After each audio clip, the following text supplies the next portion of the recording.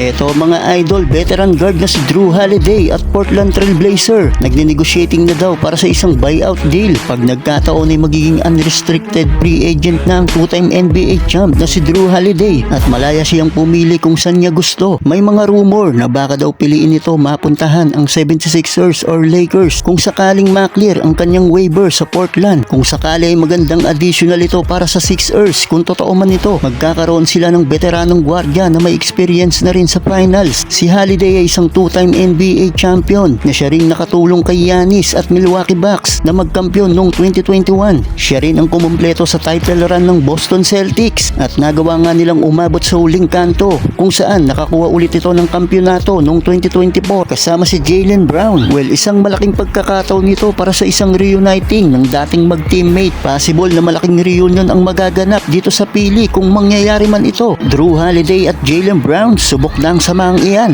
Going to finals ang pili nito panigurado pag nagkataon, wala nang makakapigil. Yun nga lang, malaking katanungan ay mangyayari nga ba ito? Well, ang sagot dyan ay wala pang kasiguraduhan pero hindi rin malabong mangyari.